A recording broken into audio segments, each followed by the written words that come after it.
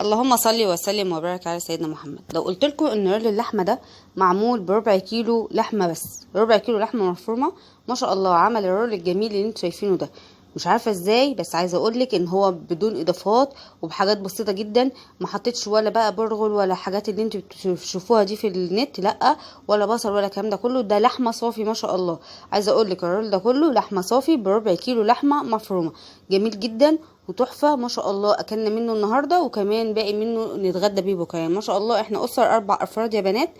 ما شاء الله. يعني يكفي يومين، ربع كيلو يكفي يومين. الدنيا غاليه، والدنيا يعني بصراحه نار. اللحمه غاليه والفراخ لا غاليه وكل حاجه غاليه يعني بصراحه. يعني انت لو جبت شويه بطاطس وبس كده برضو بتكلف، يعني لو اكل شعبي بيكلف.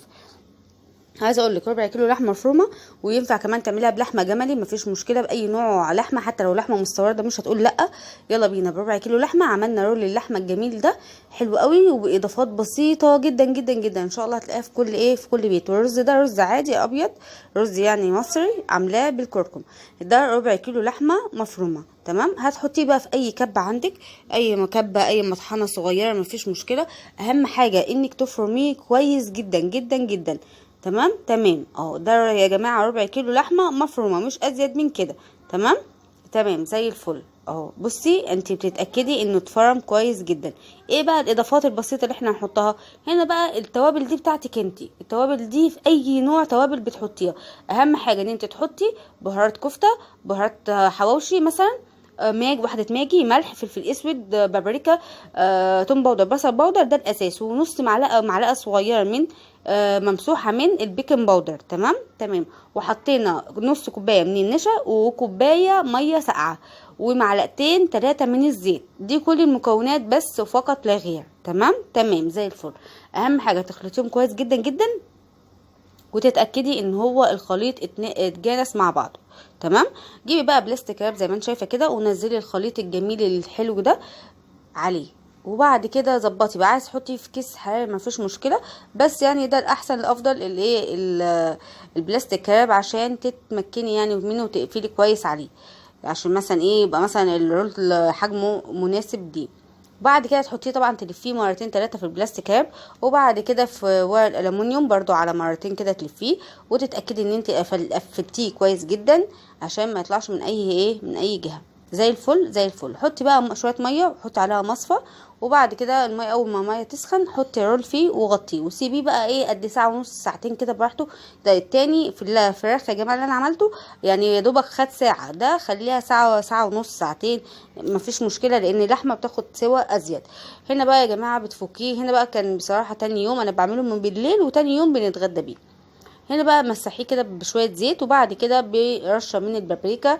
مسحيه بقى زي ما انت شايفه كده، امسحي بالبابريكا بالرول كده فوق وتحت من الجناب زي الفل.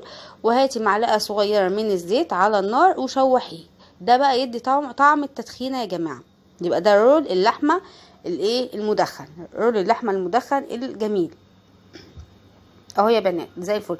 انا يا جماعه لما عملت بالفراخ عملت ب5 قطع بانيه بس، والله 5 قطع بانيه. يعني انا عندي الطبق كان نص كيلو، هما كانوا 8 قطع نص كيلو، انا خدت منهم 3 قطع كبار، عملت منهم وصفه اللي هي بتاعت الصوابع البانيه دي اللي انا عملتها، و5 قطع عملت بيهم رول البانيه. تمام، يعني كان بالظبط 5 قطع بانيه. هنا بقى ربع كيلو لحمه بالظبط، عشان الناس تقول لي لا يا جماعه ده بكميه اكبر. لا، مش بكميه اكبر ولا حاجه اهو يا بنات زي الفل زي الفل. ما شاء الله القطعه متماسكه وجميله جدا وهايله خالص. احنا كل اللي احنا عملناه ربع كيلو لحمه، وكوبايه من الميه الساقعه المتلجه، ونص كوبايه من النشا، وكمان شويه من التوابل، اي انواع توابل عندك مفيش مشكله، اللي مش موجود عندك تقدر تستغني منه. وبعد كده حطينا 3 معالق من الزيت، ده كل اللي احنا حطيناه، ومعلقه صغيره من البيكنج باودر بس، فقط لا غير، ما زودناش اي حاجه خالص. تمام، بألف هنا وشفا. تنسينيش بقى بلايك حلو منك كده ودعوه حلوه بالله عليكم، عشان عندي بس مشكله في شغلي في الفيديوهات وكده. بالله عليكم ادوني لايك حلو كده، عشان اللايك يفرق معايا. الله يخليكم بجد، وادعوا لي بالله عليكم ان المشكله تتحل. الله يخليكم، عشان بجد واحد نفسيته تعبت